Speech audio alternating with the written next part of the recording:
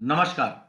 Coaching profession अपने आप में एक नोबल प्रोफ़ेशन है, जहाँ पर आपको अपने पद की गरिमा के साथ-साथ कर्तव्य निष्ठा का ज्ञान होना बहुत ज़रूरी है।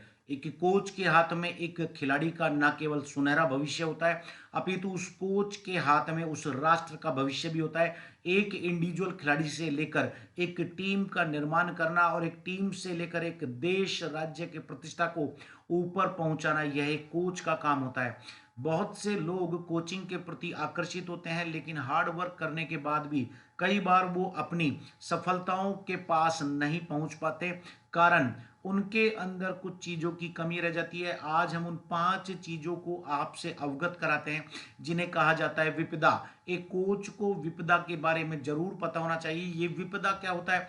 विपदा अंग्रेजी भाषा का एक शब्द है, जिसको कह देते हैं VIPDA। एक कोच के अंदर विजन होना चाहिए, इनसाइटनेस होनी चाहिए, प्रोसेस होना चाहिए, डायरेक्शन होनी चाहिए और एक्विरिंग की स्किल्स होना चाहिए।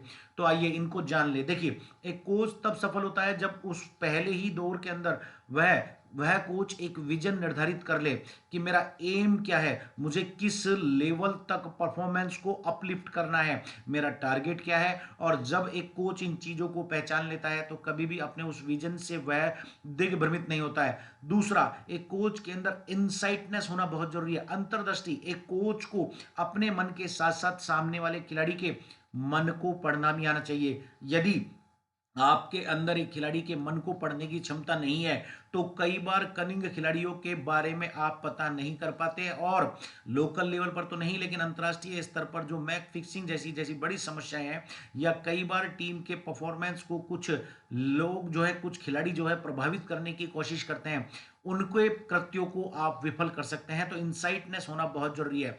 तीसरा आता है प्रोसेस। एक कोच को यह पता होना चाहिए कि मुझे कहां से शुरू करना है। उसे प्रत्येक खिलाड़ी की एक क्षमता का पता होना चाहिए। मान लीजिए सचिन तेंदुलकर का जो कोच है, अगर वो उसको बेसिक लेवल की स्किल सिखाएगा तो वह विफल हो जाएगा। उसे ये पता होना चाहिए कि किस खिलाड़ी का लेवल क्या है और उसे प्रोसेस कहाँ से शुरू करना है।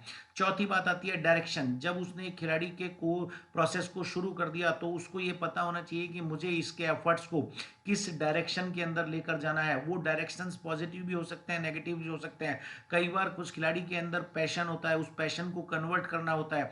कुछ खिलाड़ी पॉजिटिव थॉट को सुनकर अपने आप के अंदर एग्रेशन लाते हैं, कुछ खिलाड़ी नेगेटिव थॉट को सुनकर अपने अंदर एग्रेशन और अराउजल लाते हैं। लेकिन एक कोच को ये पता होना चाहिए कि मुझे सामने वाले खिलाड़ी के अंदर की बातों को किस दिशा के अंदर प्रेरित करना है। अल्टीमेटली उद्देश्य टीम को जिताना होता है। पांचवी और अंतिम बात होती है जो सबसे महत्वपूर्ण होती है, एक्विरिंग लिसनिंग स्किल्स।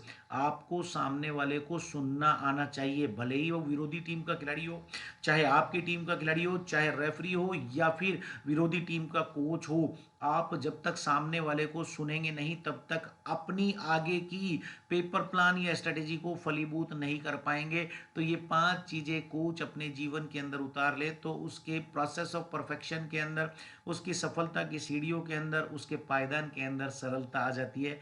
नमस्कार, जय हिंद, जय भारत।